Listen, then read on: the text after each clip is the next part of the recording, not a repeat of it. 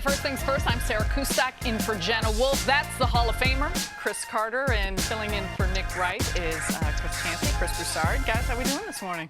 Doing good. Good? Welcome back. Great show yesterday. Absolutely. The bosses from L.A. called me and everything, and they were very, very happy with the show and everything. You guys did a great job. So today, the mandate is good yesterday, but great today. I like it. I like it. That's a good plan. I'm with that. Let's get it rolling. All right. My camera guy, Jay, he ain't really into us today. I'm going to have to bring him to life, lay some hands on him.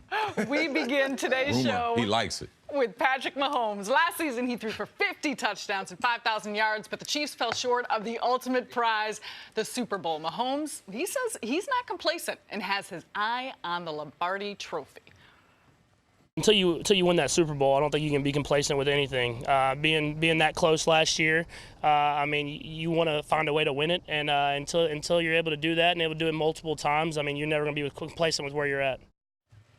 All right, Canty, so what is the ceiling for Mahomes? Well, I think he's shown that he's got the potential to be one of the all-time greats in this game at the quarterback position, MVP in his first full season as a starter. But I'm really impressed with Pat Mahomes' maturity.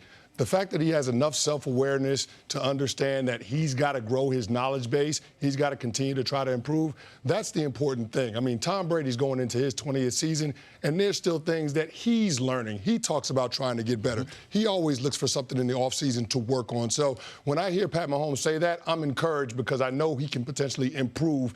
And going into year two, he can build on the success that he had in year one, even if the statistics don't bear that out. I'm not coming into 2019 expecting Pat Mahomes to throw for 50 touchdowns, but I do believe he can have a bigger impact in terms of his team being more successful, being able to win more games, and hopefully being able to take that next step to get to the Super Bowl. But I'm really impressed by hearing what he's been saying throughout the offseason. Eric Bieniemy, their offensive coordinator, was talking about how he's one of those guys that comes in after the game with a list of things that he felt like he could have done better in the game. He focuses on all of those things that he needs to improve. So when you have a quarterback that's a student of the game, I think that puts your team in a really good place. Look, I love him. I mean, I expect a huge year, huge. I think he will throw for over 5,000 yards again. Okay. Because most of us think, after seeing a season like that he would come back just a little bit. But touchdowns, he may not get 50. I think he's definitely getting at least 40. I have a bet with Rob Parker that he's getting 40. So I'm going there. I think in the 45-ish range, give or take a couple. But look, the thing is, remember last year, obviously they're in a strong division. And every team he played against that saw him twice in the division, Oakland, the Chargers, Denver, he threw for more yards the second time around. And in most cases, more touchdowns, too. Great point. So, he's adjusting. It's not like, once they see him the second time, they're going to adjust to him. And he's a young guy, so that that foils young guys a lot.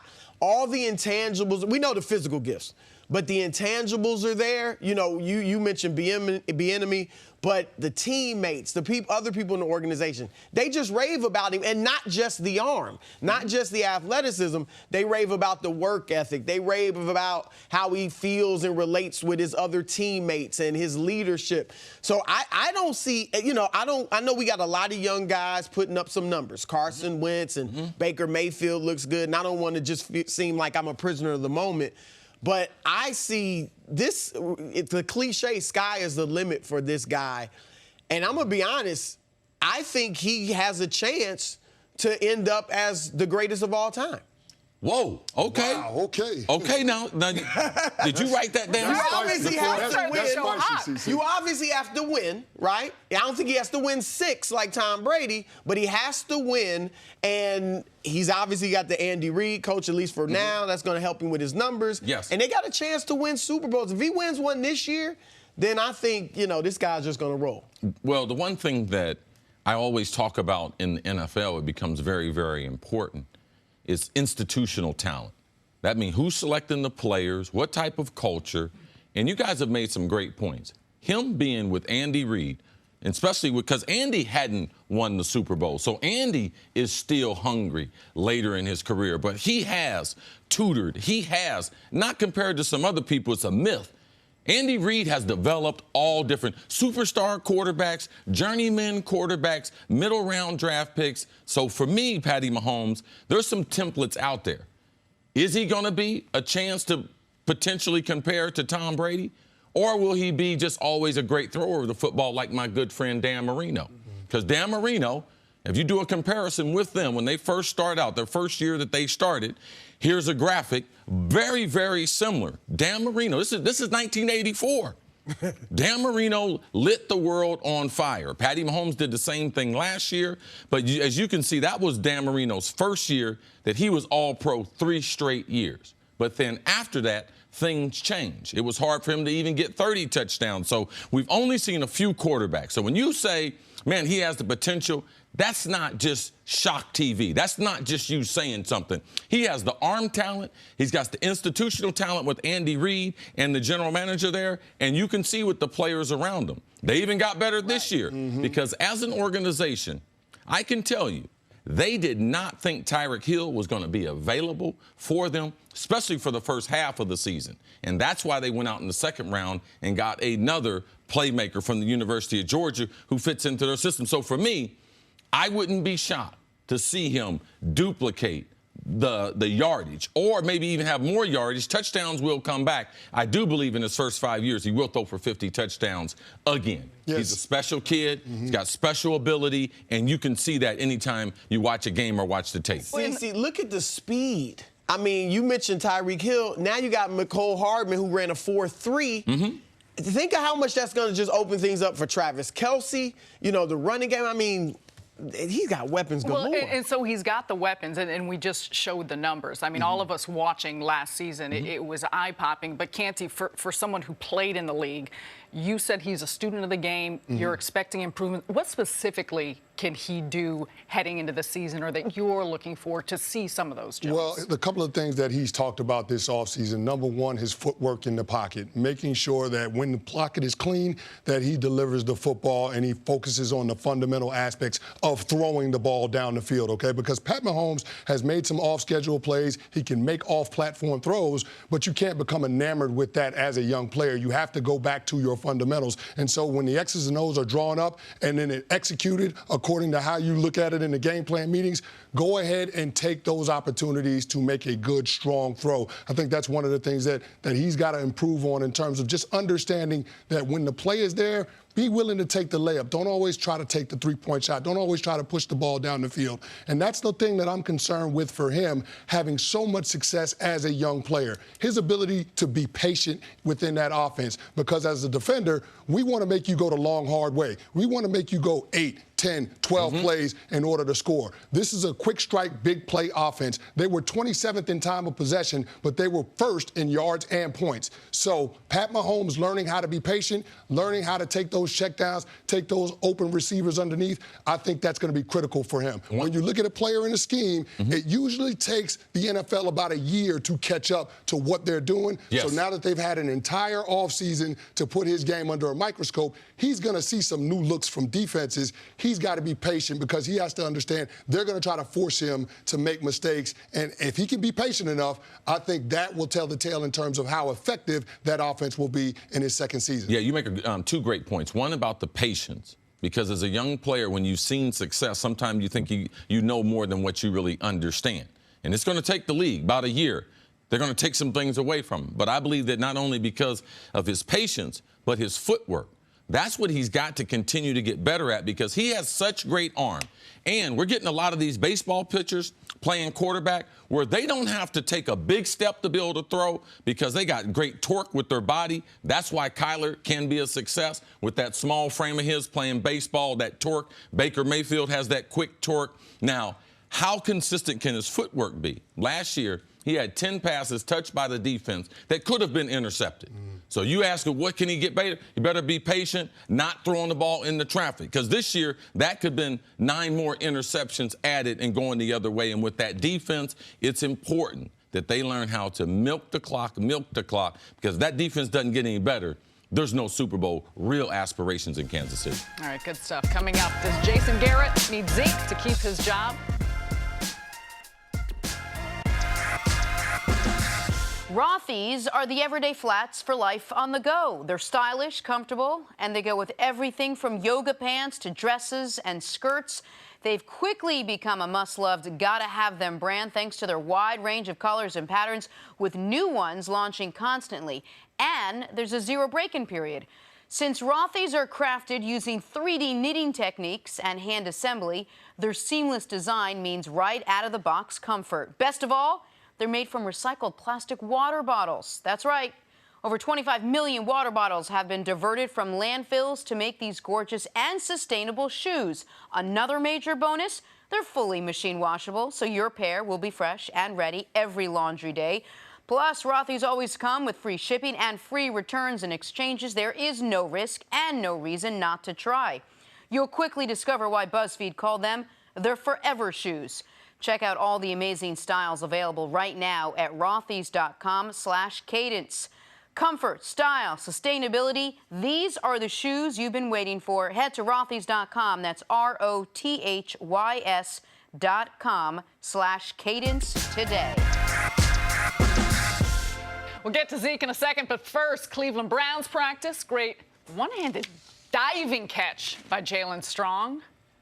Jalen Strong's been having a good camp. It's going to be hard for him to make the team. They do have the other kid, Antonio Callaway, who's suspended. Yes. Got suspended in college, had some problems as far as marijuana in college. Those problems continue to haunt him, so watch for him potentially to make the squad. All right, next up, class of 2021 wide receiver Damian Deuce Hammonds with all the moves at practice. Ooh.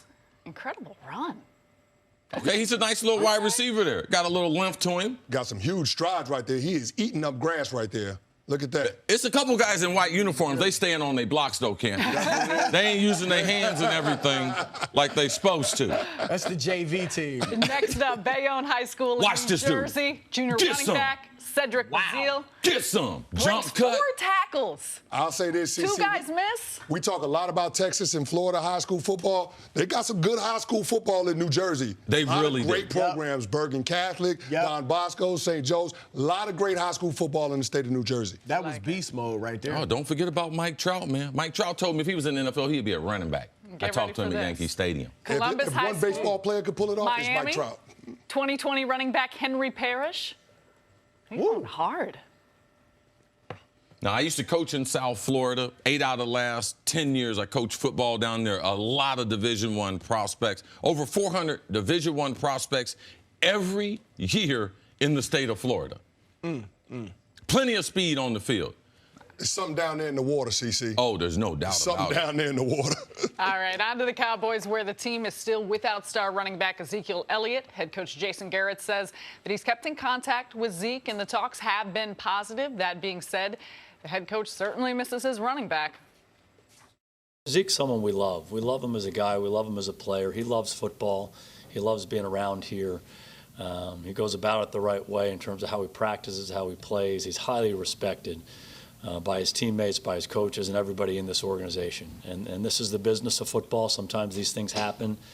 We trust that he's getting himself ready physically, mentally, and emotionally to play his best. Ideally, it's best for him to be here. He knows that. We know that. But sometimes these things come up, and you have to deal with them. So we're trying to take advantage of the opportunity for some of the other guys in his absence. Those guys have done a good job. And hopefully we can get his situation resolved and get him back in here. He'll be a big part of this team. Broussard, how much of Jason Garrett's future is tied to Zeke? Well, CC answered it, all of it, 100%. Because I think they've got to show progression from last year. For him to keep his job, there has to be progress. And progress, of course, is at least the NFC Championship game. And that may not even be enough. Because you look at the talent, I mean, Jerry Jones is bending over backwards to try to keep all of this talent together. So obviously he feels like it's Super Bowl level talent. So I think they have to get at least to the NFC Championship game, if not further. And then as much as I believe in the strategy, if this is what it is, to start the season without Zeke, you can win those first few games. I think Tony Pollard and crew will be okay.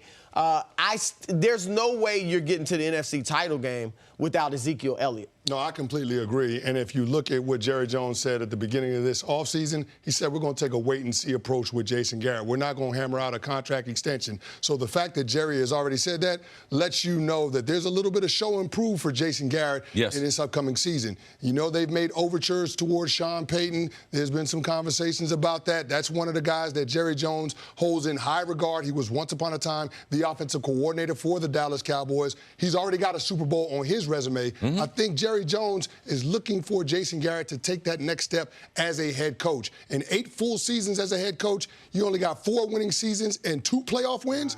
That's a problem when you look at how talented this Dallas Cowboys roster is. So, yeah, if you're Jason Garrett, you want to make sure that you have your best player on the field in Ezekiel Elliott. I think a lot of his success this year is going to be dependent on when Ezekiel Elliott gets back with the Dallas Cowboys. One thing that Jerry and the staff know that they've made a number of adjustments on their staff.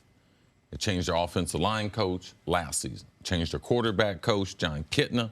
It's his first time coaching quarterbacks in the NFL, and Kellen Moore is the offensive coordinator. His first time doing anything like that in the NFL. So you have to understand, even though Jason is a lame duck as far as his contract is expiring, Jerry knows that we've changed our offense. So you have to be a little bit patient knowing that you've made those changes. Now, how patient will he be? I don't believe he's going to be that patient because Jason is one of 9 coaches in the NFL that got 80 games under their belt. And the one thing that those other coaches, that being Belichick, Reed, Pete Carroll, Gruden, Tomlin, Peyton, Harbaugh, Ron Rivera, all of them have one thing in common. They've all been to the Super Bowl. Now, he's the only one on that list, so he's had plenty of chance. You guys talk about talent. They've put a lot of talent around him, so there is no excuse for that. And now they're under the salary cap after struggling for a number of years. So, yes, he is on the hot seat, and there's a reason why Jerry didn't extend him. There's no other coaches right now playing for their jobs the way he is in Dallas. So I do think that because Jerry runs by a different set of rules, Jason's a perfect fit for Dallas because Jerry can do things he wants to. Jerry's not willing to relinquish control, even though Sean Payton is more sexy. Sean Payton comes with a bunch of rules, a bunch of money, and I'm controlling all the football decision-making. That's the way he does it in New Orleans. He is not going anywhere for anything less, but he has had more than a good chance to be a successful coach in the NFL. What do you identify as things, Canty, start with you, that he could improve upon, or ways in which Jason Garrett can change some of this, and especially looking at the record in the postseason, but throughout the course of the regular season? I think, well, overall game management, that's always one of the things that we look at with the head coaching position. So Jason Garrett, not just on the offensive side of the ball, but defensive side of the ball and special teams, being able to make sure that all 3 phases of your football team are working in concert. Because the Dallas Cowboys are built to play complementary football. That offense is a ball control offense. They want to play ground and pound, and that plays into the hands of that defense. CC, you talked about it earlier this week. That defense is a really good defense, but they are undersized. And so if they're on the field for over half the game, they will wear down. That shows you the importance of the Dallas Cowboys being able to run the football, being able to stay on schedule, sustain drives, control field position. I think that Jason Garrett, in terms of putting all of those different things together, week in, week out, is an area that he can improve in. Well, I'd like to improve their overall team speed. I don't want to be a bully all the time. I like to be every once in a while Swiss Army knife. I like to be able to throw the ball deep down the field to be able to get some easy plays. The team, for me, has been very, very predictable. Not only last season, but the last 5 seasons.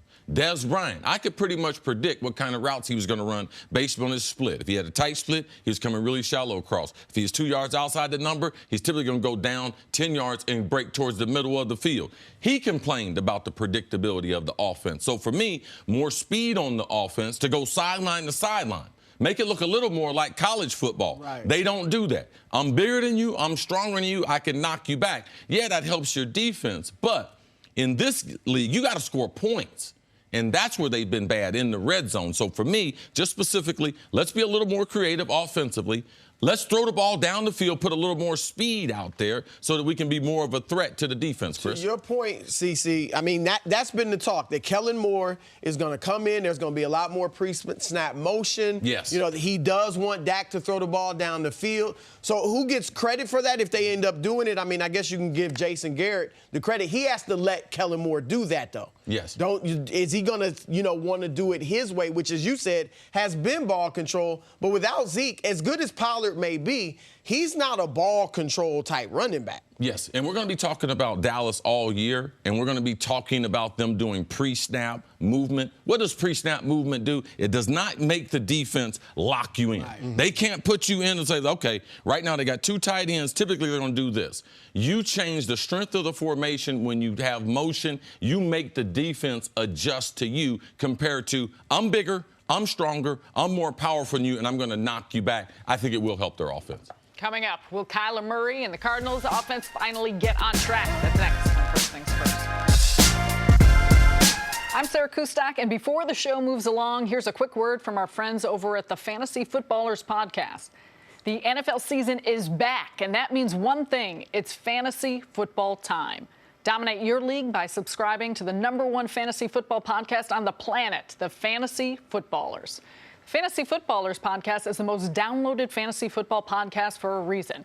It has the most accurate rankings as measured by fantasy pros, so you have a leg up on your competition. The Fantasy Footballers was the winner of iHeartRadio's Best Sports Podcast and have over 20 industry awards since 2015.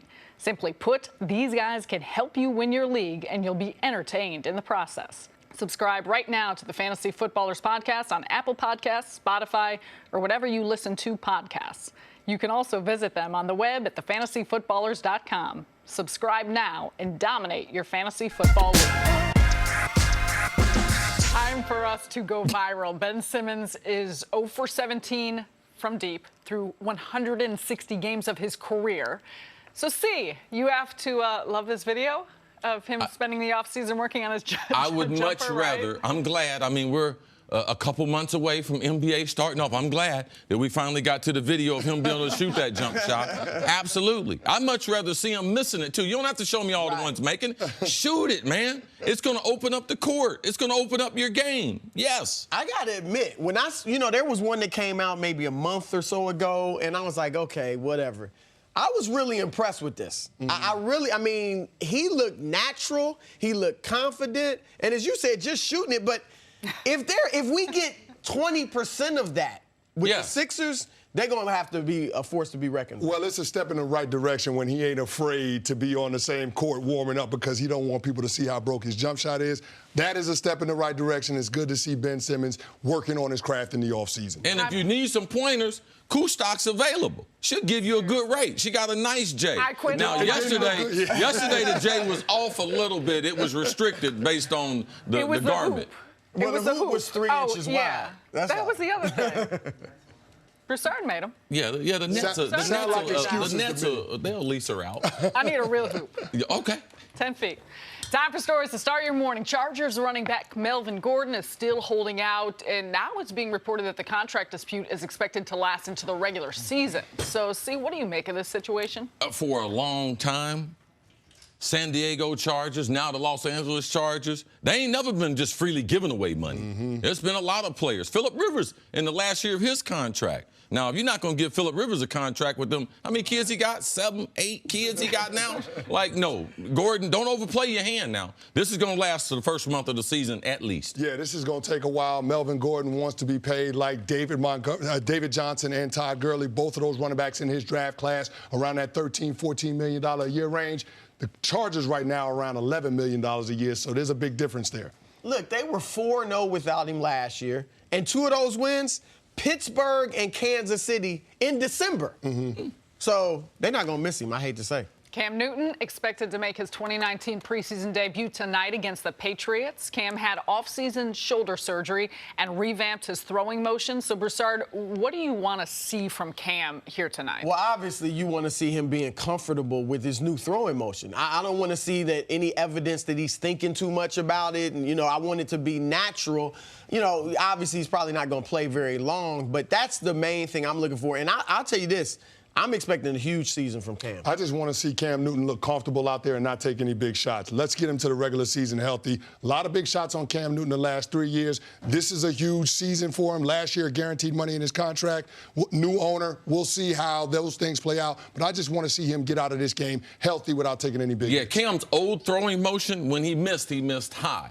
So watch him. Watch where his misses are, not his makes. Watch his misses, and watch when people get around his feet, Cris, because that's where your fundamentals, and see if it's really ingrained in him yet. Nice. Aaron Rodgers expected to make his preseason debut tonight as well in Canada against the Raiders. He missed last week's game with back tightness.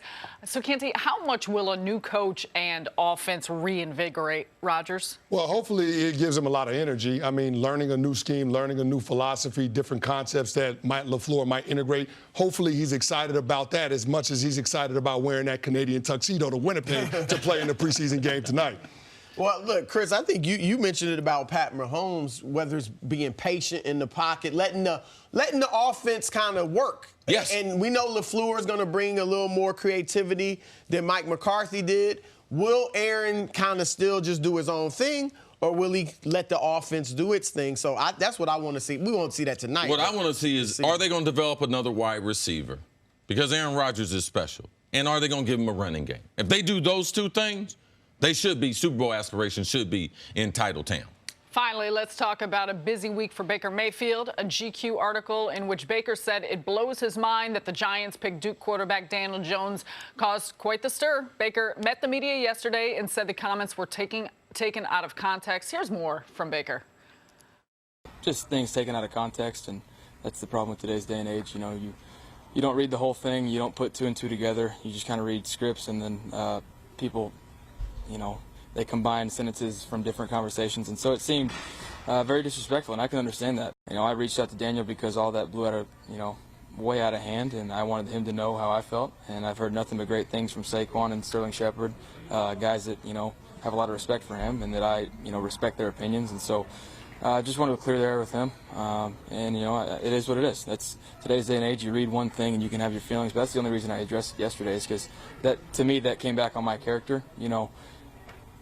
That's one thing that I don't care about, a lot of opinions of it, if you like me or not, but that looked like my character was, way out of line, and so that's the only reason I addressed it.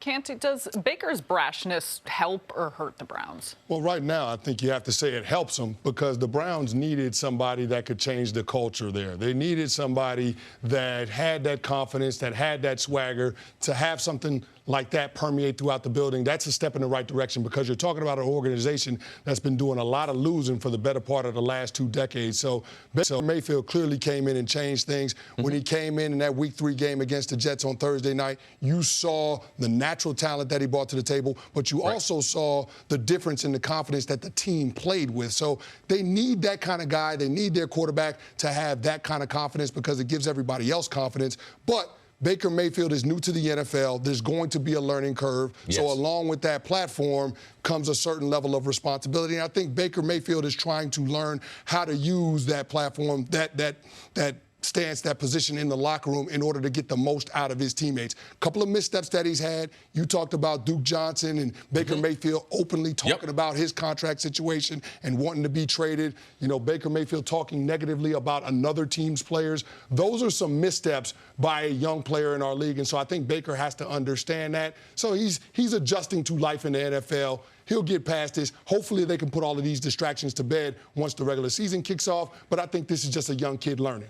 Well, ideally, this is not what you want for your quarterback. If you were picking the demeanor of your quarterback, you want more cool, calm, collected, things like that. But I don't say you can't win with this type of quarterback. It's unusual. But we saw Jim McMahon, who, wasn't great individually, but he obviously led the Bears to a Super Bowl. He was this type of personality. So you can win with this personality. I also think that he's shown a few instances where he does care. Like, he's not just going to be so brash that he's never going to walk anything back. With the Duke Johnson thing, when his teammates went to him, he seemed to accept that. I think in this instance, he's close with Sterling Shepard and Saquon Barkley. They went on vacation together. I'm sure they were telling him, look, this is a good guy, blah, blah, blah. And he reached out. So it's not like he's tone deaf to criticism from people he respects. And I think that's a good sign for him moving forward. Yeah, being self-aware. We're involved in athletics. We're covering athletics. We cover athletes. We're in locker rooms. And a large majority of them are not self-aware. And it is nice to know, even though he said, I'm not going to change, obviously you see him making adjustments. you make some good points as far as he reached out to some other guys in the league, because this is a small fraternity. I said yesterday, only 22,000 men have ever played in the NFL, and only 12,000 have played more than 4 years. So there's only a few of us who know and understand. So I like the fact that he corrected it, and I believe that it was more, he had more feeling into it, because he had to apologize. He's apologized a few times in his life. But I was at the Ohio State game, the one where, because Ohio State blew them out in Oklahoma the year before. Baker comes back in his final year there, and they whooped the Buckeyes. I was at that game. He was a stud. It was 110,000, and Baker Mayfield did it to the Buckeyes. And after the game, I didn't have a problem with him putting the flag in it. They won the game. The game's over. It wasn't like he interrupted their stretching or something before the game, something like that. No. But the university made him apologize. Now, Baker, he says it. I don't know why they made me apologize. Like, that was that. I mean, I didn't see it as being a problem. You could see that he was very, very sincere, reaching out to another young quarterback. But also, he lets you know he did say it. The only way your words can be taken out of context is, did you say it? Oh, yeah, I said it. And then they put it into this. But I did say it. There's only one way to take that. You know, Daniel Jones, I'm shocked that they drafted him, you know, blew my mind. How else can we take that? No, it's a shot. It definitely feels like a shot. But when you saw the overall perception and how it was received, that's when Baker realized he had to walk it back a little bit. All right, let's move on from the #1 overall 2018 pick to the #1 pick out of Oklahoma in 2019. Kyler Murray, coming off a preseason game against the Raiders in which he struggled mightily. He and first-year head coach Cliff Kingsbury still have a long way to go, though. Kyler was asked about the importance of this week's preseason game. Take a listen. Actually, you know, got a couple wrinkles in for them. Game planning this week, treating it like a real game week. You can tell the energy's a little different. It gets frustrating when, you know, there might not be anything open and we go out there and we look like how we looked last week. And then, you know, people are talking about you. But you also got to understand, like I said, I mean, it's preseason and we were running like literally like 6 or 7 plays. So, you know, there's nothing to be too negative about just because we know what's really going on. See, what's your reaction to Kyler's comments? To me, there's a lot of times, and most of the coaches who have not been successful is because they didn't have a plan that had enough variations in them. Steve Spurrier, he didn't even know how NFL practices were taking place as far as, I'm going to run 7-on-7, I'm going to call 25 plays. He thought, defense, y'all can run whatever you want. Well, no, coach. You tell the defense what to run because then we can get you in situations. 1st and 10, 2nd and long, 3rd and medium, 3rd and long, those situations. He didn't practice those situations. He didn't realize that. So there's a reason why Nick Saban, why he went back to college football. Steve Spurrier, why they went back. Chip Kelly, why they went back. Because their system didn't have enough depth, wasn't sound enough. Their pass protection, dude said they got 6 plays in. Well, how many pass protections you got in?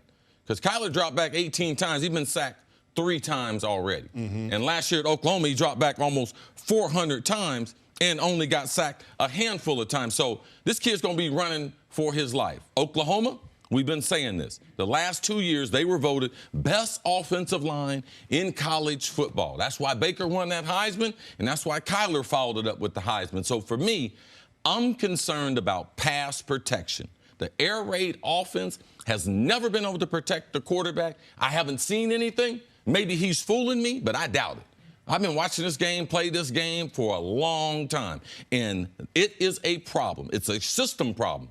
The guys in the league are too fast. The defensive tackles are not fast guys. They trees, mountains, 6'7", 320, and will come get you. Arrive in the morning with a bad disposition. So you have to protect the quarterback. It's the #1 thing to do. And can they put a running game with it to be able to protect them? All these things are on the board for me when I watch them play. And you bring up a valid concern in terms of the protection in the air raid offense, but you also have to look at the personnel for the Arizona Cardinals on their offensive line. This is an offensive line that allowed Josh Rosen to get sacked 45 times last year. Now, they did try to help the situation. They brought in Marcus Gilbert, former Pittsburgh Steeler. He should be able to hold down one of those tackle spots. But, I mean, overall, that group needs to play with a lot more physicality But it's hard to do that. It's hard to play fast when your quarterback doesn't understand all the protections and how to direct traffic and put the team in the best situation to be able to execute the play. That was the part of it that was so alarming in seeing that second preseason game against the Raiders. Seeing how Kyler Murray was getting in and out of the huddle, operating the offense, trying to get the cadence down. It didn't seem like it was very organized. It seemed like the game was too fast for him. So that's one of the things that I'll be paying attention to in this third preseason game, the dress rehearsal, if he's able to slow the game down and calm everybody else down and go out there and execute. I'm not saying this is a bad thing, but he's got a youthful arrogance about him, you know, and he hates being embarrassed. You could see it in his quote and in his demeanor. He feels like he's been embarrassed out there, and he's given explanations rather than kind of accepting some of the responsibilities for some of the things you said. He said, we're only running 6 or 7 plays. Like, he's putting excuses out there for why he feels like he's looked so bad. And I think that's all him just trying to cover up, man. This is not me. Everybody, as you guys know, that comes into the NFL has experienced success for most of their athletic career. They wouldn't be there. Right. This guy is on a level that not many have had. I mean, he was great in baseball. Obviously, what he did at Oklahoma. We know his high school. I mean, he's legendary in high school. Now he's about to be humbled. I agree with you totally, because they can't protect him. The system, but also they just don't have the personnel.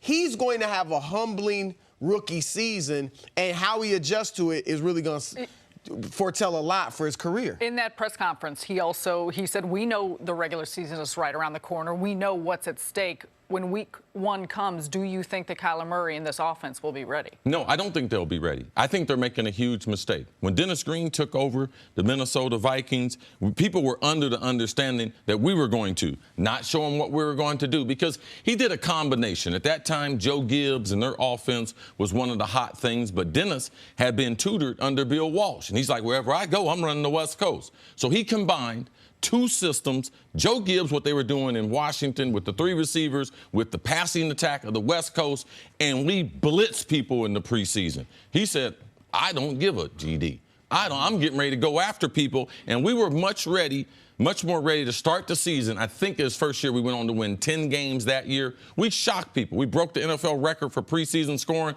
People were laughing, but we continued some of that into the regular season. But the players, we had confidence in the system because we had run it in practice and we went in the game and had success. I know they're running their new system in practice. Then they went to the game and don't have success. Professional athletes want to have success. They don't want to look bad. They want affirmation that these sacrifices that I'm making, that they work. These coaches know what they're talking about. So for me, week number 1, there's going to be doubt, not only in their quarterback's mind, but in that front offensive line. Can we really protect this kid? And I believe it will lead to them having a bad record. They face Aaron Donald twice. Pete Carroll, defensive genius with Seattle, twice. They got 5 first-round picks for San Francisco on the defensive front that they got a 5-man rotation. So that's what he's going to be going against. To me, it doesn't look promising, and I believe that getting off to this start, not showing people what you could do and putting confidence in the personnel, I believe will be a detriment to the season, Canty. Yeah, Tom Coughlin used to always say confidence comes from demonstrated performance. It's hard to have confidence after the first couple of preseason games that we've seen from the Arizona Cardinals. So whether you're showing your offense or not in the preseason, you got to do some things to allow your players to have success on the field against somebody in a different jersey. And that's something that Cliff Kingsbury hasn't done yet. CB, you talked about Kyler Murray making the excuses and talking about, yeah, we're not running our offense, we're not showing what we can do, but we know what we can do.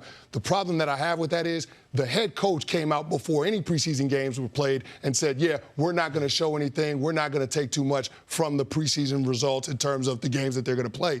To me, that's a misstep by Cliff Kingsbury. But again, we're talking about somebody where the jury is still out on whether or not they can be a head coach in this league. All right, coming up, who has more to prove this season, Cam Newton or Aaron Rodgers? That's ahead on First Things First.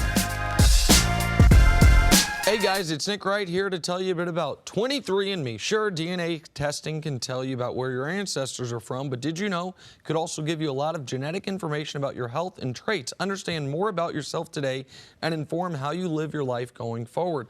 23andMe allows you to better understand your health background.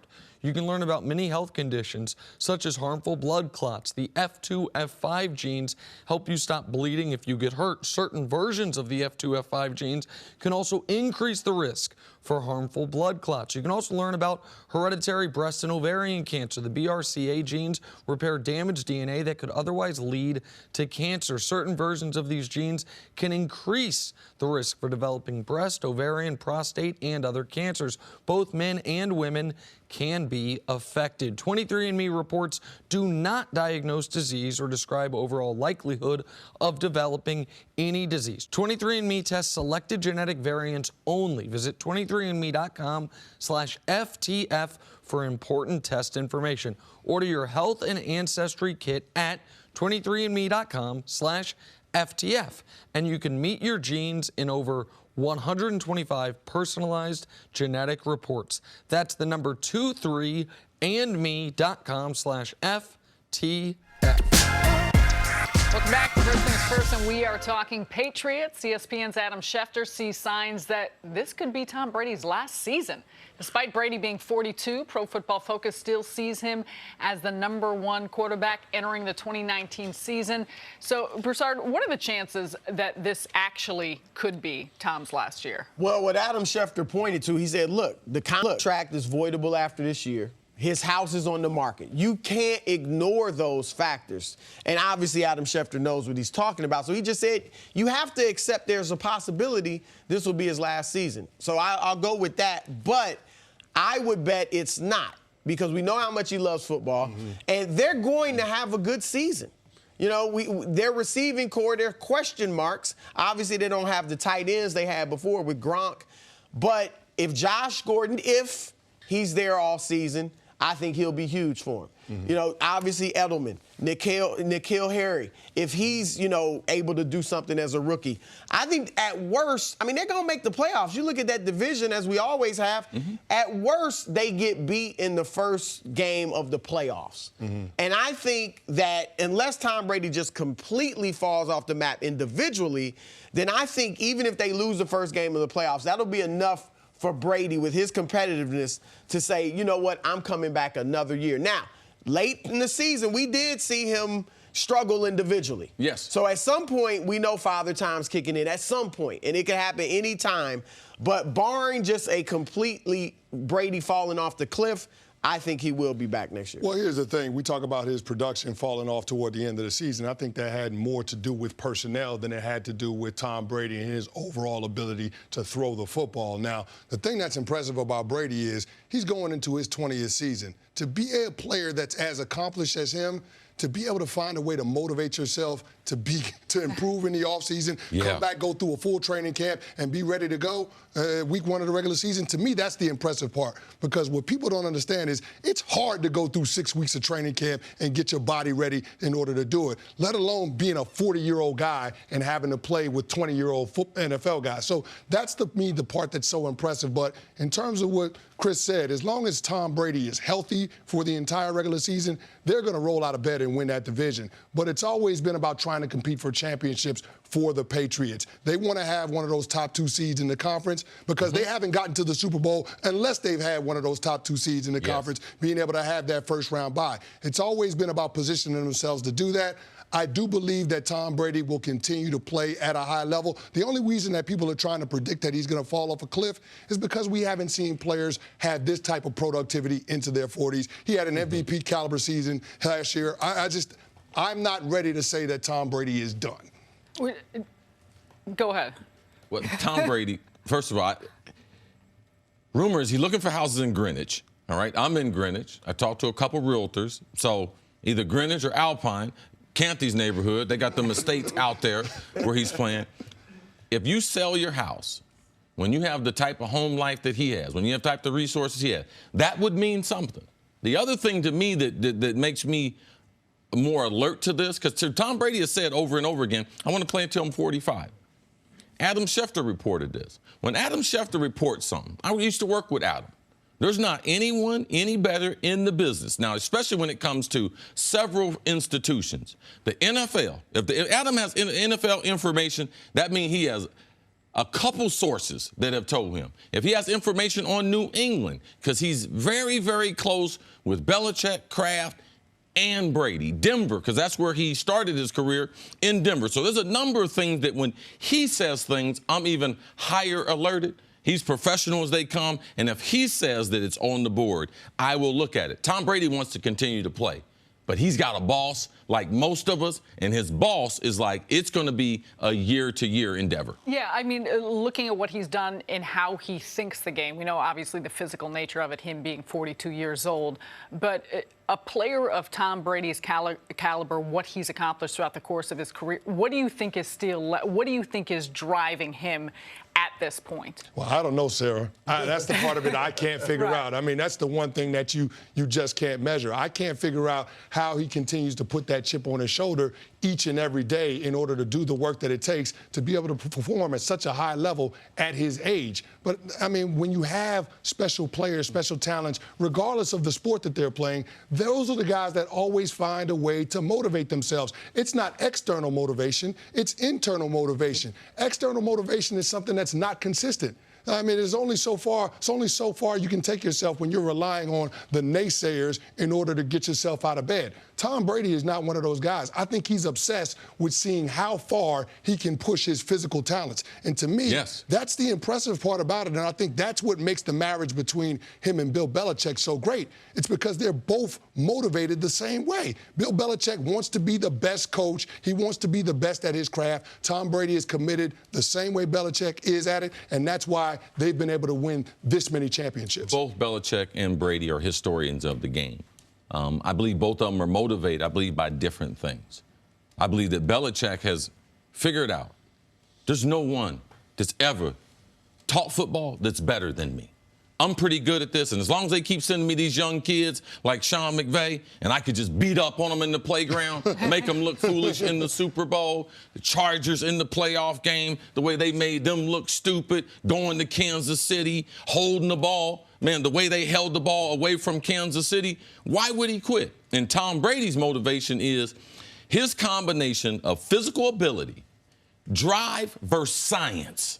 Because he's fighting against time. He's trying to eat all the right things. So he is trying to attack it from a different. But the lack of respect that people have for Brady as an athlete, the lack of overall, I can't determine when I'm going to retire because my boss right there keeps putting a thumb on me. When they put bad plays up for the Patriots, they start with Tom Brady. That's why him and Belichick were cussing each other at practice. They were doing a drill. Was a passing drill. And Brady knew that the drill was tricked up for the defense. So what Brady did was, instead of throwing the ball, he ran the ball on the defense with all the defenders running back. And that's why Belichick cussed him out and everything in front of everyone. So that give or take there in that relationship, it keeps it going because Brady knows, yeah, the Crafts love him, but they have given over everything from control to Belichick. And Belichick controls his future.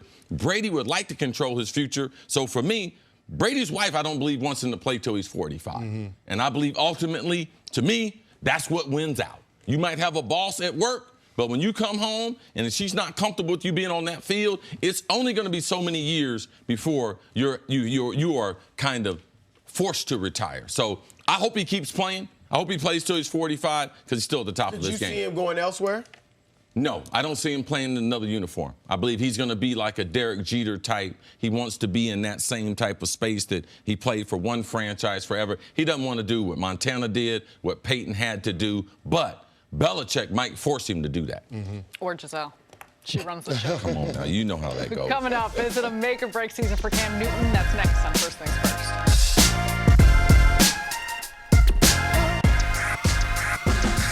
Here on First Things First, and we're going viral. The XFL revealed the 8 logos and team names ahead of their 2020 inaugural season, and we're just so excited to be a part of the XFL with Fox, and we're really fired up about our local squad, the New York Guardians.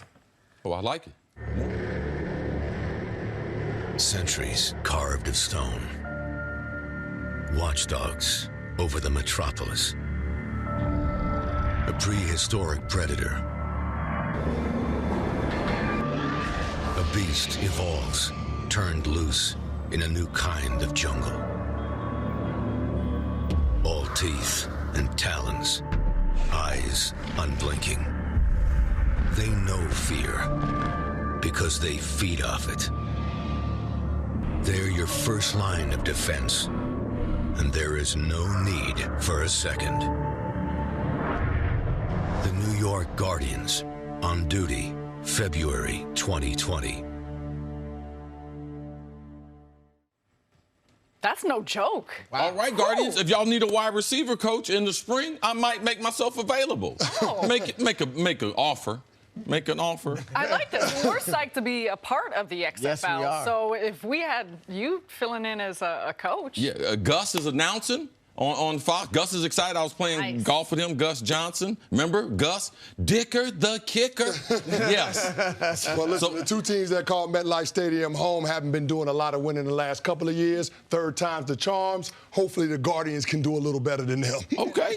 All right. Just saying. Just saying. Cam Newton expected to play in his first preseason game tonight against the Patriots. The elite Pats defense will be a good challenge for Cam in his new look throwing motion. So, Canty, what are your expectations, not only for Cam this season as he looks to regain his MVP form, but also tonight?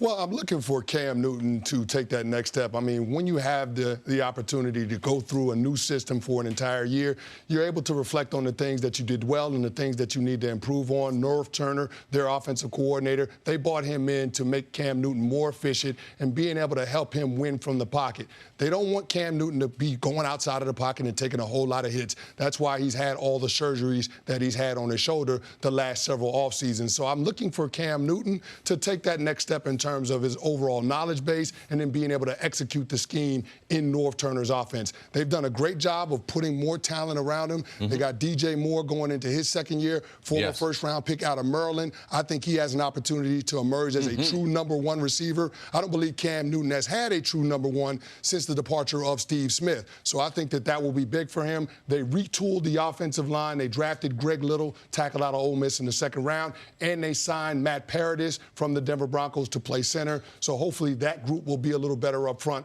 But I'm looking for Cam Newton to take that next step. He's worked on his throwing motion in the offseason. I think that's one of the things that will help him. We saw in the first 8 games of last year, he looked really good in that system. I'm looking for him to look even more comfortable in 2019. This may shock you guys. I'm looking for him to lead them to the division title and to be in the MVP race. I think he's going to have a bounce-back year. You mentioned it. He was having it. They were 6-2 first half of the season. Yep. He's got 19 touchdowns, 4 interceptions, career high 67% completion percentage. We know he's never been that accurate. And North Turner, they helped him. Yes. And I think it's going to continue. We talked about the throwing motion, the footwork. I think he understands, too. I mean, as big as he is, as strong as he is, there's a reason his body's been breaking down. Because he's taking too many hits. He's been running too much. Like you said, I think they've improved their offensive line. You got Curtis Samuel as well as DJ Moore. Obviously, McCaffrey. And their pattern has been good, great, really good year, bad year. You know, so last year ended badly. I think they're going to have a great year, and so is Cam. One thing that they're missing, too, and with Gronk retiring, we know Travis Kelce in Kansas City. Arguably, he's the best tight end that we have in football. But Greg Olsen, we forgot about him. Right. The last 2 seasons, as Cam's favorite target, he's only played in 16 games the last 2 years. Now, I know he wants to be a broadcaster. I know he's even broadcasting this year doing some games. But, bruh, we need you to play some football. For Cam Newton and Carolina to get back to what we expect, them being a playoff team, double-digit wins, which they were on course for that last year. Cam was on course to be in the conversation with MVP until he took the hit from J.J. Watt, his brother there in Pittsburgh, and that's what injured the shoulder. But this offense, you mentioned DJ Moore. He is the first number one receiver potentially since Steve Smith. They have not replaced Steve Smith since he left that team. DJ Moore should be able to do that. He's great, really strong hands at the point of attack, great yards after the catch. Last year, DJ led the NFL as far as receivers with yards after the catch average. Him, Golden Tate. So he's like a running back that's playing wide receiver. So they do have huge expectations for them. But anytime Carolina's good, their defense is special. And every week, I got a good friend, Eric Washington. He's their defensive coordinator. He believes that they're going to be back to an elite level. They got Gerald McCoy coming over from Tampa Bay on a one-year deal. He is a breath of fresh air. He's a grown man, good citizen, great to have in that locker room. So Carolina has been a couple things when they're successful. That's Cam Newton plays at a high level, and that defense is typically a top 5, top 10 defense, and they believe they have that this year. For Cam, and coming off the shoulder surgery is one thing, but with this new throwing motion, how big of a challenge? I think about playing, but if you're changing you shoot one way your whole life, and then all of a sudden you're trying to change that and do it in the course of not just in practice, but actual game action.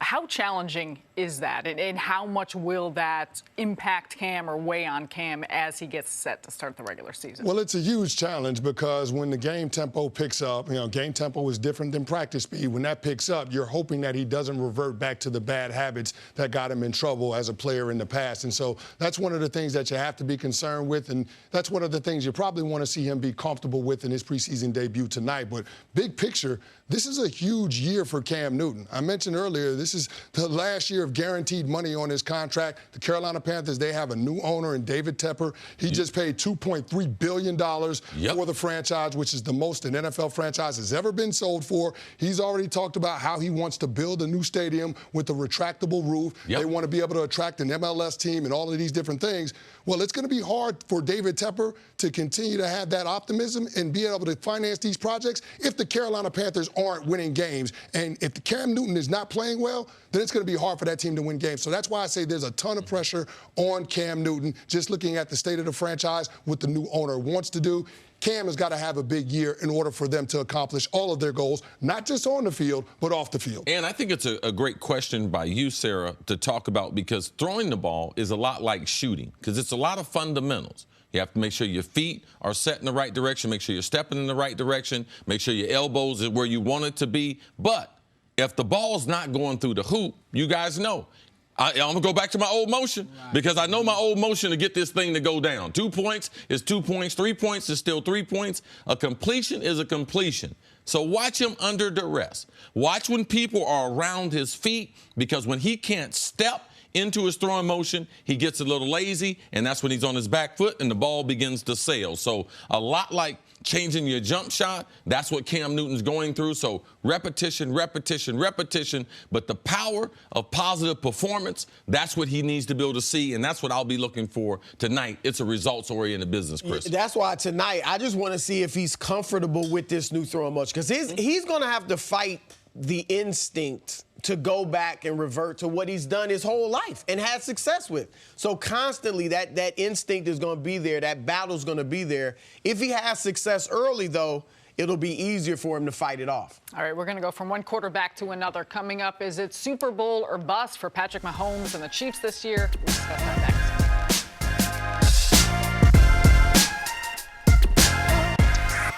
All right, we'll get to Patrick Mahomes in a second, but first, Cleveland Browns practice. Watch this grab by Jalen Strong. Okay, Jalen. Out. Jalen's trying to make the squad there.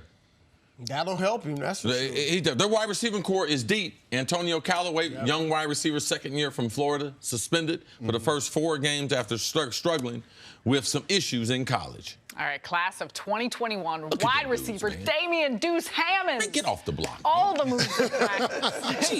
Incredible. Yeah, somebody Keystone on Cops. Them 2 dudes running into each other. Yeah, somebody on defense got to make a play. Watch the second guy in the slot. Watch him get pancaked. Oh, off his feet. Knocked him off his feet. Now watch these 2 dudes at the end. Hey, man, you going to get him? No, I'm not going to get him. You going to get him? Yeah, look at that. They run into each other. It's going to be hard to get a date in high school. Blocking, though? They was holding on to him.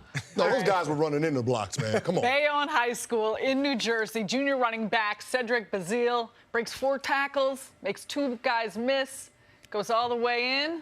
What do you think? This is your neck of the woods, That's pretty Campy? good stop and start. Yeah, there's a lot of good high school football in the state of New Jersey. Of course, St. Joe's, my good friend Augie Hoffman, former NFLer, he's the head coach there. Their program won the state championship last year. Shout out to them. But a lot of good football in the state of New Jersey. They recruiting there, too. I heard that. There's a lot of kids moving in that district and doing some stuff over there. How I know that? Because I used to work at a high school, get accused of that. Best players, money can buy. Speaking of CC's neck of the woods, Columbus High School in Miami, 2020 running back Henry Parrish. I'm going hard. Yeah, Columbus High School, they are power in South Florida. Florida produces 400 Division I football recruits every year. That's a lot of scholarship money, a lot of speed. Man, Canty, they say it's something in the water down there, man. There's something. It's something in the water, but them Florida football programs in college, maybe they can keep some of them kids home because a lot of those kids go in other places to play. Yeah, we need Florida, Florida State, Miami to bounce back. That's when they was winning when they kept them home. That's what I'm saying. All right, on to Patty Mahomes. Last season, he threw for 50 touchdowns and 5,000 yards, but the Chiefs fell short of the ultimate prize, the Super Bowl. So Mahomes says he's not complacent, and he has his eye on the Lombardi Trophy. Until you win that Super Bowl, I don't think you can be complacent with anything. Being that close last year, I mean, you want to find a way to win it, and until you're able to do that and able to do it multiple times, I mean, you're never going to be complacent with where you're at. All right, Canty, Mahomes was extraordinary last season, but what do the Chiefs need to do to break through this year? Well, first of all, I think they need to play a lot better defense. I mean, they were one of the worst teams in the National Football League defensively. That's why they went out and made the move. They traded for Frank Clark. They signed Tyrann Mathieu in free agency. They've been trying to retool that side of the ball because Andy Reid understands he's an offensive-minded coach, but their defense has got to come to the party if they're going to accomplish the ultimate goal and winning a Super Bowl. But as far as Pat Mahomes goes, if he continues to improve, I think he can help his team's chances. You hear him talking about wanting to learn, wanting to improve. I think all of the great ones, regardless of position, are students of the game. So when he comes out and talks about wanting to improve his footwork, wanting to be patient and take what the defense gives him, not force throws, I think those are steps in the right direction in terms of him being able to mature as a quarterback. Might not have the gaudy statistics in terms of the 50 touchdown passes this upcoming season, but he can have a bigger impact on his team winning without having those types of numbers that he had in his first campaign. You talked about some of the defensive personnel, some of the additions, and I do believe that they will help. But can you help us out and maybe explain? Because Steve Spagnuolo is taking over that defense. What type of defense should we be looking from Spags to be able to play with Kansas City, to be able to put some punch into that defense? Well, you know, Kansas City have been running a lot of odd front the last couple of years under their former defensive coordinator, Bob Sutton. I think Spags will incorporate more four-down looks.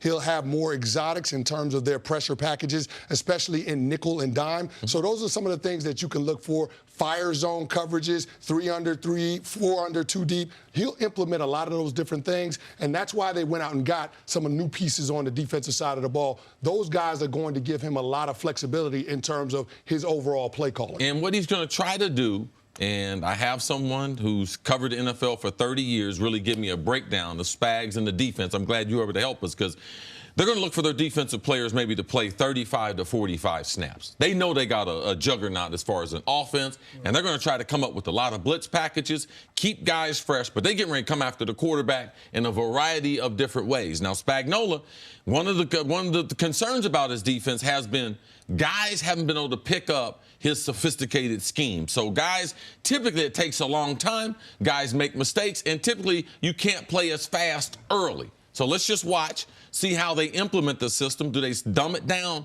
a little bit so guys can get after the quarterback? So for me, that's a huge worry. They could not get off. New England had the ball 43 minutes in a football game. It's impossible to win a game if they have it for 43 minutes. So that's a huge, if they could add some punch to the defense, it's going to help Patty Mahomes. But for me, I believe in Andy Reid. And Andy Reid has the chance to have a very special quarterback. I believe a legendary quarterback, and I believe he gets the necessary things done. 10 times last season, the ball was in the opposition's hand where they either touched it or deflected it. Now, Patty Mahomes, those could have been 7 interceptions. It could have been 2 interceptions. But 10 times the opportunity for the defense to be able to do that, he's got to be able to get better as far as that. If the defense helps him out, we get a much improved Patty Mahomes, even off the MVP season he had last year, Cris. I'm with you on Andy Reid. I mean, I have no questions about the offense. The defense, you guys covered that. Andy Reid, I kind of think he's like a lot like a Mike D'Antoni. You know, and he's had tremendous success. Obviously hasn't won the offensive big productivity. Right. I see what you're saying. Yes, guys great go comparison. there and put up career-high numbers, right? But sometimes it's been time management. Last year we saw, penalties here or there in that game against New England. With his offensive genius, it's hard to say, is there a lack of attention to detail? But that's the problem with the Mike D'Antoni. offensive genius, but something foils them in the big games where it's a lack of attention to detail. I think Andy Reid can get over the hump, but that's a question, too, for me. To me, it's about ball control because he's been very, very explosive. D'Antoni, can they play some defense when you get in these series? When it's 7 games and you got to be able to win 4, you just can't run up and down the court and score 120 points. Andy Reid, can they run the ball? Can they put some punch in the running game? Because that's how you're able to help out that defense. Last season, man, their scoring drives last about 4 minutes. Yep. And then you know something? That you send that raggedy defense back out there, teams were able to score, so you're able to keep Patty Mahomes on the bench. That's why they didn't go to the Super Bowl. So a little bit of defense, a little bit of punch.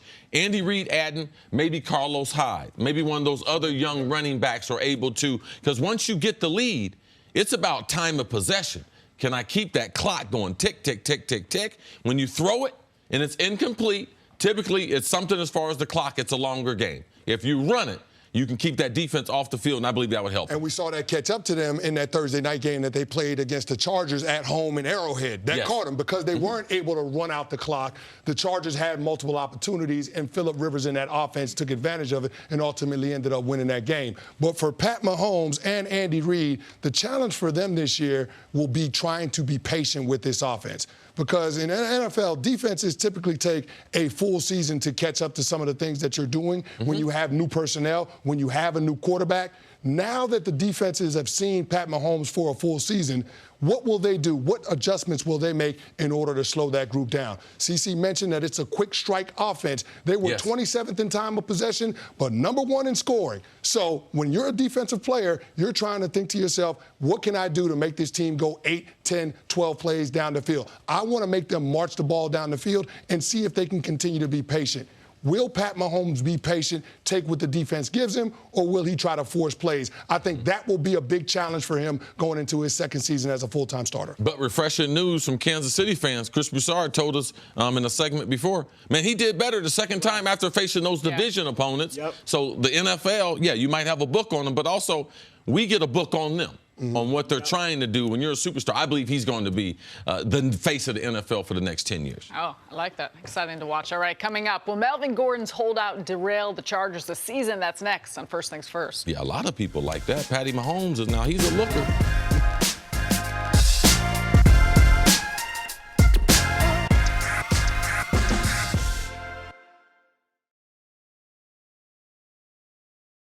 Time now for us to go viral. Sun star Devin Booker made headlines yesterday for complaining about getting double-teamed during an offseason pickup game. And some of his peers weighed in on the debate of the century, with Kevin Durant tweeting, "Guard up, it's pickup. If you're weak defensively, then work on it in the summer."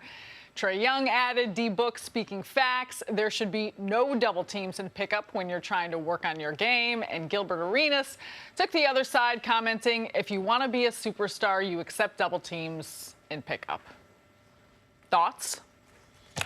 I mean, look, I get wanting to go out there and be able to work on your game. And if they're doubling you all the time, you know, you're not able to work on it in that regard. But if you're playing with other NBA players, they really shouldn't be able to double you like that. You make a few good passes, your guys score, and then they have to be honest. So it was Tony Snell. Yeah, I mean, it was. But on Booker's team, I think there were other NBA players on the court. Ben Simmons so you was just out make there, a few nice passes. Man, those guys who were complaining, they're nothing but scorers. So for me, I got to go with the information. Because I was really about, man, don't complain. But these dudes can score the basketball. They the best scorers that we got of the basketball. Hey, man, y'all need to chill on that double teaming, man.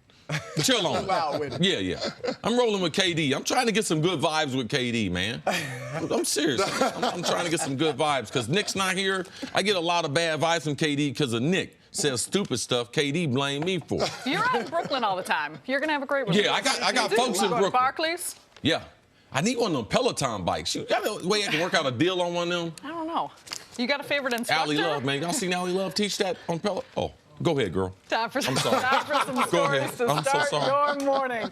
In a recent GQ article, Baker Mayfield said it blows his mind that the Giants picked Duke quarterback Daniel Jones, and it caused quite the stir. Baker said the comments were totally taken out of context, and he also reached out to Daniel Jones. So, see, we've been talking about this now for a handful of days. Is it time to finally move on from this drama? Nope. Not time to move on. Not when you got a quarterback. When the quarterback is saying stuff and the quarterback's getting spicy, if it was wide receivers, we'd be like, man, y'all just shut up. Y'all little kids, just be quiet. But this is one of the quarterbacks. The quarterbacks, they typically don't say anything. Now we got a quarterback saying something because we know he said it, because your words can't be taken out of context if you didn't say it. Exactly. He didn't say, I didn't say that. He said, they misconstrued. I said he stunk, but I didn't say he stunk. Yeah. And that's the thing. The head coach, Freddie Kitchens, talking about his team is not going to be affected by the noise, but Baker Mayfield is issuing retractions on social media and then talking to the press. Clearly, they're hearing everything that they're saying about their team. I just hope that this young upstart group can put the distractions to the side when the regular season kicks off.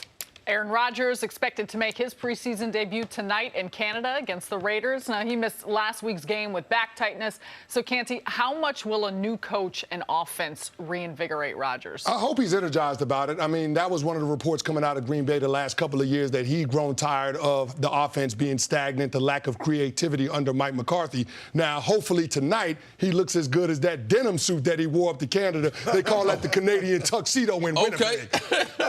Well, look, I'm excited to see him in this offense. And I'm excited to see if he lets the offense work for him, because that you're beginning to hear a little criticism about Aaron Rodgers. And one is that, you know, he likes to do it himself. Ad lib, he wants to be the system rather than letting the coach's system work for him. So I'm interested to see how he coexist with Matt LaFleur and what he's calling. There's a couple reasons, Chris, why he wasn't spectacular last 2 seasons, and that being injury and lack of a running game. Now, we know free agency, they spent all the money. They beefed up that defense. That defense is going to be for real. But can they run the ball to help support him? Because Aaron Rodgers is still the best thrower of the football I have ever seen. Let's not forget that. Glad he's going to get some reps in tonight, but hope he carries the mustache into the season. Cam Newton also expected to make his 2019 preseason debut tonight against the Patriots. Now, Cam had off-season shoulder surgery and revamped his throwing motion. So, Broussard, what do you want to see from Cam here tonight? I just want to see him be comfortable with the new throwing motion, not hesitant. You know, when he is pressured, does he instinctively go back to his old style? Does he run too much? Because look, let's face it, as big and strong as he is, that's part of the reason he's been breaking down, is because of his running. So he's got to trust the offense and the passing and his new throwing motion. That's what I want to see. Yeah, I just want to make sure that he's upright once we get to the regular season. Cam Newton has taken a ton of shots the last several years, and so they put this new offense around him under Norv Turner to try to take some of the heavy lifting off him. I want to make sure that that offensive line, that new group up front with some new additions, does a good job of communicating to keep a clean pocket for Cam. I need to see the wide receivers. Curtis Samuel, come on, bro. You a Buckeye now. You from right here in Brooklyn now. It's time to get it done. This ain't college. This your 3rd year. It's time to. He's been injured his first 2 years. Yeah. He should be a star in the league, can run with the ball, can catch the ball out of the backfield as a slot receiver, should be effective. And DJ Moore is finally they have a number 1 to replace Steve Smith. Let's see that. Let's utilize some of Cam's weapons. Chargers running back Melvin Gordon still holding out, and now it's being reported that the contract dispute is expected to last into the regular season. So, are the Chargers still a Super Bowl contender without Melvin Gordon? Yes, they are. They're a very, very talented team. I believe their defense, because of Derwin James, with him being out, he is the leader. Only his 2nd year from Florida State, but he is a special NFL player. I don't know if you guys had the opportunity to remember Sean Taylor, man, who played with Washington. His life was ended. He was home. He was hurt. He was home. It was a robbery, home invasion. He ended up getting shot and killed, bled out, man.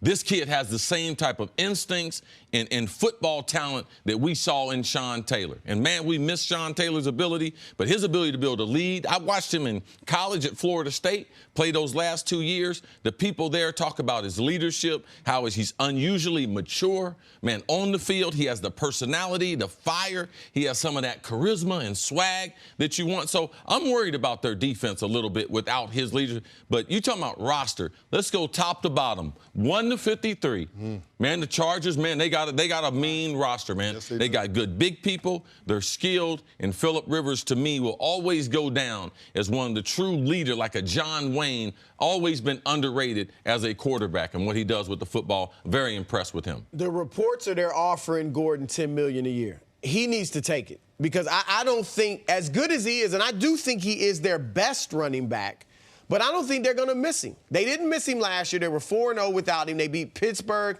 and Kansas City without him in December.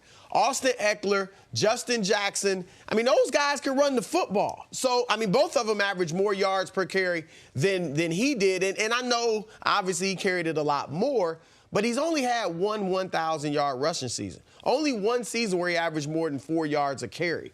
So I don't think he has a leg to stand on in this. And if he waits until, say, week 10 to come back, okay, so he gets his credit toward free agency, if they're rolling, I mean, he may find himself spending a lot of time on the bench if Eckler and Jackson are rolling and playing well and the Chargers are winning games. Well, here's the thing, and I'll say this. They won 4 games in the absence of Melvin Gordon last year, but all 4 of those games were close games. I mean, the 5 points or less. And so you're talking about a team that's a top 10 scoring outfit. Those were close ball games, and only in one of those wins did they have over 100 yards rushing. So I do believe that there is something to having Melvin Gordon in that offense. He gives them a different dimension that those other 2 running backs just don't have. I think Melvin Gordon is by far the most complete running back on that team. And in terms of average per rush, when you look at the top running backs in our league, the Saquon Barkleys, the Todd Gurley's, Melvin Gordon had more yards per rush than those guys. So I look at this. Last year. Yeah, he had 5.1 yards per carry last year. So that's something to be said for the dimension that he brings to that offense. And for a team with championship aspirations, the separation between the teams, especially in your conference, that's going to be something to keep an eye on because those are going to be closely contested games. The Kansas City Chiefs, the New England Patriots, the Pittsburghs, the Baltimores. You're going to have somebody that can be a matchup nightmare for those opposing defenses, somebody that can be an outlet for Phillip Rivers. I don't think Austin Eckler and Justin Jackson are those guys at this stage in their career. Melvin Gordon is more of a proven commodity. He's going to have a tough time getting his money from the Chargers, though. You know, he wants to be paid in that David Johnson, Todd Gurley territory. They are looking at more of the $10 to $11 million a year range. So it'd be interesting to see how this plays out. But I do think this gets well into the regular season. Yeah, I do have some concerns about their offense, how they start the season. Keenan Allen, he's got an ankle injury.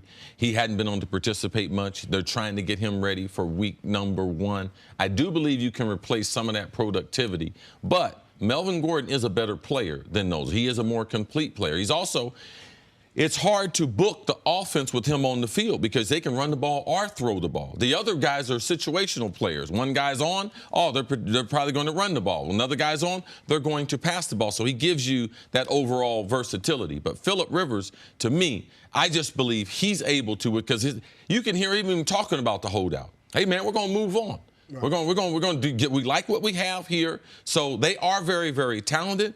But when you got Kansas City in your division, you got Denver in your division, both of those guys are going to get after the quarterback. Like they're going to put some pressure on them. So, man, this is especially in the AFC, man, you can't afford to miss 2 or 3 games. All right? Last year they won 12 games. Like, to me, I can see them coming back to the field only winning 10 games, but actually being a better team. You mentioned earlier Phillip Rivers isn't someone that's always talked about a lot. Him as a leader, what makes him such a special leader? Oh, man, he's accountability. Man, every single day, man, he's about the principles. He shows up, and he will get in your face. To me, he leads like an old Dan Marino. He's an old throwback like Dan Fouts and everything. You run the wrong route, man, he will chew you out on the way. Defenses try to talk trash to him. Oh, he's spitting it right back at him. So for me, he's one of the great competitors that we've had. He's by example. It's easy to be able to follow him. His principles off the field, man, you see it, man. He's devout Christian. I mean, he goes about doing things a certain way.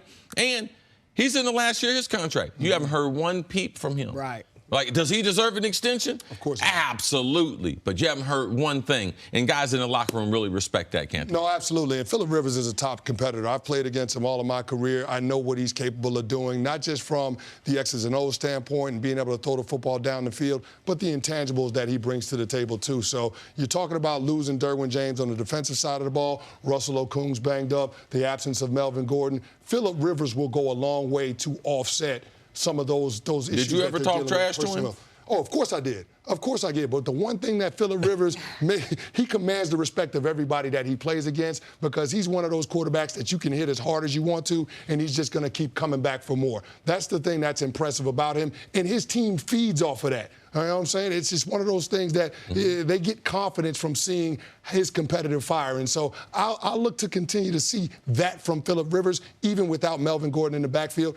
Also, Phillip Rivers is getting back Hunter Henry this year. That's going to be an outstanding get to be able to work the short to intermediate passing game, complement what he's got on the edges of that offense. So, I mean, the Chargers are in perfect position to try to compete for a championship, but I just feel like Melvin Gordon is that one additional piece that could help push them over the top. I'm interested to see how they get that resolved. We're going to keep talking quarterbacks. Coming up, find out who thinks Tom Brady is still the best quarterback in the NFL. That's next on First Things First. Welcome back to First Things First, and we are talking Patriots. Reporter Adam Schefter sees signs that this could be Tom Brady's last season. Despite Brady being 42, Pro Football Focus still sees Brady as the #1 quarterback entering the 2019 season. So, see, what's the biggest key to Brady and the Pats making a Super Bowl run? I just think because they're going to build on what they did last year. We saw from week number 16. Because Bill Belichick is the best at it. He knows with the new rules, the lack of contact, lack of interaction with the players in the offseason, that it's less physical. So he takes the first month of the season and say it's extended training camp. So last year we thought, man, people were doubting them. Were they going to be physical? Were they going to be explosive? They retool like nobody's business. No one in the league does it like them. But in week number 16 on, they became a physical, dominant, running football team. They realized their quarterback was 41 at the time. They realized that Gronk was not himself. They realized they didn't have Josh Gordon at the time, so they didn't have a real legitimate threat on the outside. So all they could do was run it, Edelman in the slot, try to nickel and dime people, keep the game close, and Gronk makes a big play at the end. That's how they won the Super Bowl. That's how they won that playoff game. So for me, I think they'll build on that. They'd like more versatility. So they'd like to have Josh Gordon back at full strength because they'd like to be able to build on the chemistry that him and Brady developed early in their stint together. They know that Gronk is not there, so they realize that we're losing one of our best offensive linemen. Gronk was the best end-of-the-line blocker besides tight end in pro football. Yep. That will be missed. I believe that Sony Michel will be stronger in his second year after seeing the league and everything. Man, the way I believe that they'll take advantage of his skill set. James White is a consistent pro out of Wisconsin. He's going to catch 60 balls out of the backfield. Going to have about 300 or 400 yards rushing. Yes, sir. No, sir. Doing everything the right way. So that's what I look for them to do. Extend off of what they got them Super Bowl last year and try to, if I get into a shootout, let's develop some of my weapons because I don't have the threat with Gronk being there. But they're in develop mode on the offense. I'm glad you brought up the fact that Bill Belichick uses the first quarter of the season as an extended preseason. He's one of those coaches that tries to find the identity of his football team, and he uses the first part of the regular season in order to be able to identify that. What are we going to be as a team? I think it took them a little longer last year than most seasons to find their groove, but eventually when they found it, you saw how dominant they can be. That's the value of having a head coach that's seen 4 decades of NFL football. That's the value in having a quarterback that's going into year 20. They're just going to have more answers because of their knowledge base. They're going to be able to adjust to the different things that teams try to throw at them, the different wrinkles, the different blitzes, the different coverages. Tom Brady and Bill Belichick will always find an answer. To me, the most impressive part of this team, though, is the defense.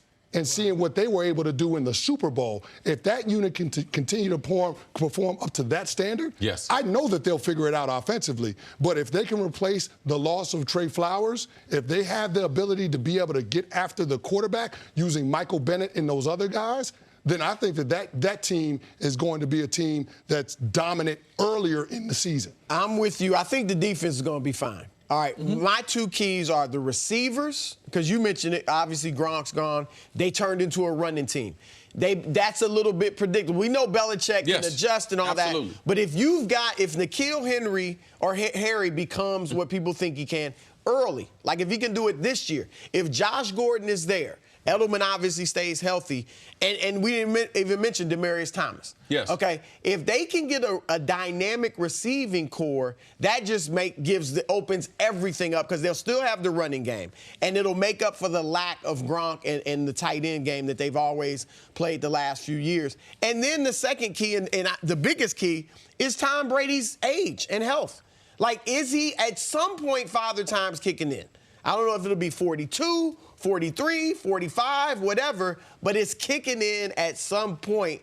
And last year, late in the season, obviously they won the Super Bowl, but late in the regular season, you saw it look like he wasn't making some of the throws we used to seeing him make. So if he can stay healthy and the receiving core can stay intact, then I think they'll be fine. How much, though, is there a balance with Tom Brady and his physical, his age and where he's at this point, but how he sees the game, how he understands the game? How much does that factor into the longevity of what we'll continue to see from him? Tom Brady told us a number of years ago, why would I stop taking the test when I know the answers? That was when he started talking about, I want to play until I'm 45. In the last 3 years, let me tell you what Tom Brady's done. Because now we're playing in a time where the game is easier than it's ever been. That's why that's why Phillip Rivers thinks I'm going to keep playing. Ben Roethlisberger signed up for 3 more years. Drew Brees wants to keep playing. Yes, but Tom Brady's the best at it. But the last 3 years, in the last 3 Super Bowls, he has, in the fourth quarter, completed over 70% of his passes, 9 yards an attempt, and a quarterback rating of 110. So Belichick's job is to get this dude into the fourth quarter. Yeah, Father Time, He's stiff-arming Father Time right now. No doubt. I know Father Time's undefeated, but Brady got this right in his head right now. Those numbers, 3 straight Super Bowls in a row, Tom Brady getting it done, that's what it's about. And that's why he's the greatest. It's not the numbers. He's not going to throw for 40 touchdowns. It's the fourth quarter clutch. And Tom Brady's the best that we've ever seen doing it. It's been evident last 3 Super Bowls late. Yeah, they got to protect him, though. That's the one thing about Tom Brady. Whenever he hasn't had success at the highest level, it's been because the opposing defensive front has been able to get after it. I can speak from firsthand experience in Super Bowl 46. But one thing to keep an eye on, Trent Brown, their left tackle from a season ago, he's now playing for the Oakland Raiders. Their former first-round draft pick, Isaiah Wynn, from 2018, he's coming off of an Achilles. Yes. They're slotting him in at left tackle. It'll be interesting to see how they get him integrated with that group up front. If they can gel earlier in the season, then I think that bodes well for Tom Brady and the rest of that offense. And then, of course, defensively, them being able to put pressure on the quarterback. They were 30th in sacks last year. They got to improve in that area. You got to protect the quarterback. You got to be able to rush the opposing quarterback. Any team that's going to have championship aspirations, they got to be good in the trenches. That's an area to keep an eye on for the Patriots, especially early in the year. All right, coming up, is Carson Wentz really an elite quarterback? That's next on First Things First.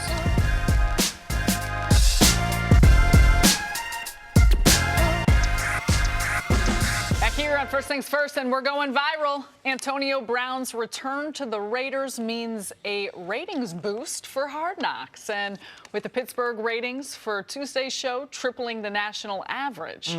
Interesting. AB couldn't help but tweet. my ex still thinks of me. Yeah?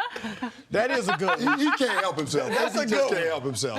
He can't. I'll give him that. That's a good one. That was I don't think they're going to be thinking about him later in the season, but that's a good one. Especially if they make it to the playoffs. Right. Exactly. I think they're going to be fine. Yeah, now I typically do this with Jenna. She has a couple of shout-outs to people that rejected her and everything. Are there some exes right now that you might want to? No. Oh, okay. All right. No problem. Okay. It's all love. Okay. All right. It's all love. They may be watching. But no problem. I hope they're watching. I'm going to get the names in the break. Yeah. And I'm going to shout them out at 8:50. I'm going to shoot them down. I don't know what they're doing right now, but they're getting ready to regret messing with Gustav. Let's go. Moving on. We are moving on. Carson Wentz is He's coming off multiple injury-shortened seasons. One guy named Dave, he gonna get it. Not expected to play in the preseason, but he has played against the Ravens and joined practices ahead of tonight's preseason game between the two teams. New Ravens safety and six-time Pro Bowler Earl Thomas was singing Carson Wentz's praises, saying that Wentz is one of the few elite quarterbacks in the NFL. So, Canty, is Thomas right? Well, I'll say this. They got a pretty good defense in Baltimore, and Earl Thomas has been a part of some great defenses with the Seahawks. So what he says carries a lot of weight in my eyes. And with Carson Wentz, to me, the question has never been his ability. I mean, from an athletic standpoint, he's one of the most talented quarterbacks that have come into the league in the last 4 or 5 seasons. It's always been a question of whether or not he can stay healthy. The only full season that he had in the NFL was his rookie year, and even then, he was banged up a little bit. So I'm interested to see how he's going to go about his business this year and trying to stay healthy. I know one of the criticisms that Doug Peterson has had of Carson Wentz is him not trusting the offense enough, playing within the X's and O's. It's one thing to trust your ability as a player, but you also have to understand that you're a quarterback and there are other guys relying on you to execute the system, the plays that the coach is calling. So that's one of the things I'm keeping an eye on with Carson Wentz. The other thing is just his overall comfort. Everybody knows when you go through a knee reconstruction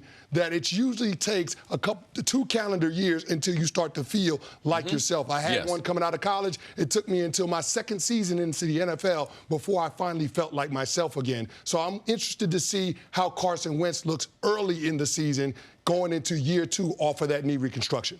I don't think he's elite right now. And as you said, it's the health. Man, but you're getting spicy today, man. Are your accommodations all right here? I got a long drive in. Mahomes, man, I got a long drive in here. It's going to be the greatest ever. Okay. All right, CB now. I mean, look, if he stays healthy, yes, but there's some other things too. But look, I got obviously Brady, Drew Brees, Pat Mahomes, Aaron Rodgers, Russell Wilson, and if he's healthy, Andrew Luck. Those are my top tier. I don't know how that matches up with what you gave the other day. Yeah, but that's pretty close. That's pretty close. That's my top tier.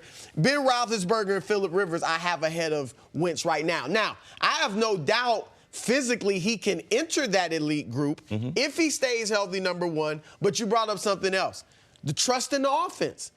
He's better than Nick Foles, but why did they win more with Nick Foles? Even last year, I mean, they're 5-6 with Wentz. And Nick Foles steps in, they go 4-1 and go deep into the playoffs. And so it's the trust in the offense, which Foles did, and Wentz had a tendency not to do. And then, is he really a leader of men? It's strange to me because his rookie year, we saw a lot of stuff talking about how the players love him. He was getting guys baptized. He was, the leader in that locker room. And then, we start seeing other reports last year that things are really not like that. So they built a shrine, obviously, to his backup, in the locker room. So those are the two questions. You got the health, you got the trust in the offense, and then you got, is he really a leader of men, and can he galvanize that locker room? Well, we have problems.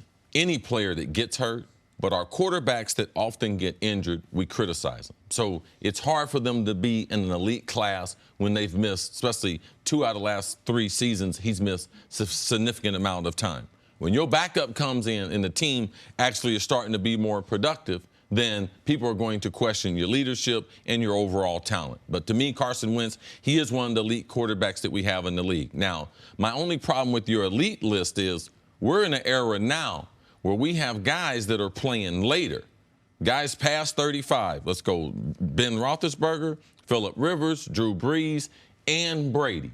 So now the elite category is deeper than it's ever been. So Deshaun Watson ain't elite. It's deeper. So I like your list, but you got to make it deeper because these are the best throwers in the history of the game at one time.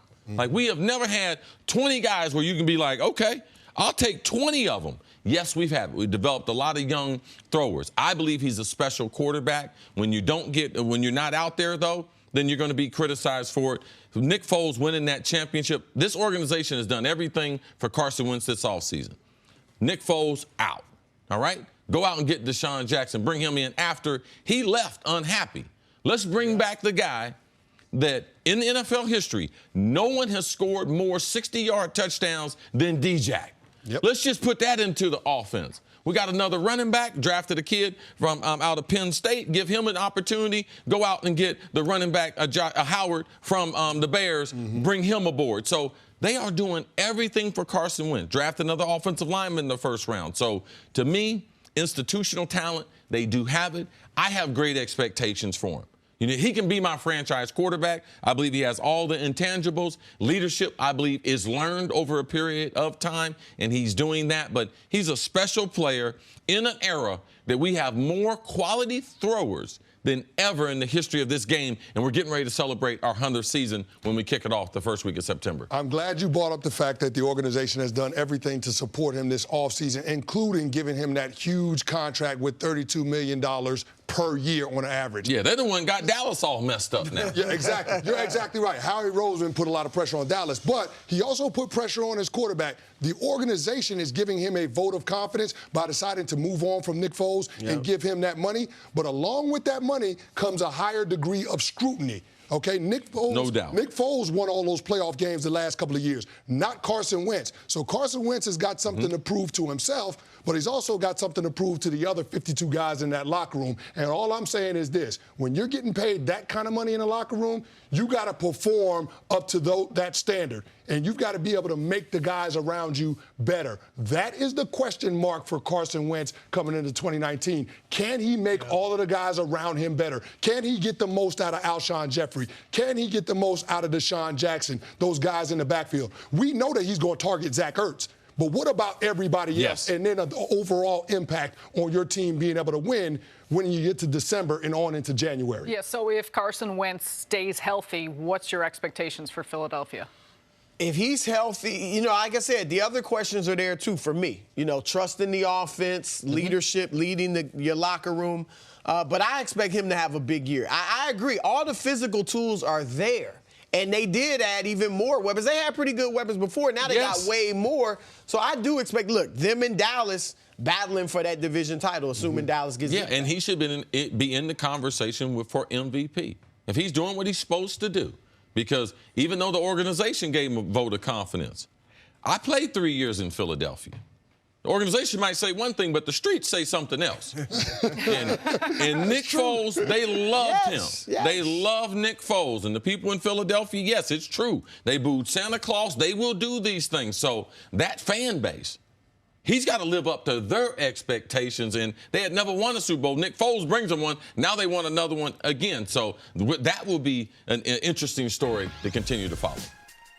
Thank you for listening to the First Things First podcast. Remember, leave us a review and tell us what you think. Subscribe to the podcast on Apple Podcasts and catch us on FS1 Monday through Friday, 6:30 a.m. Eastern. For Cris Carter and Nick Wright, I'm Jenna Wolfe. So long, everybody.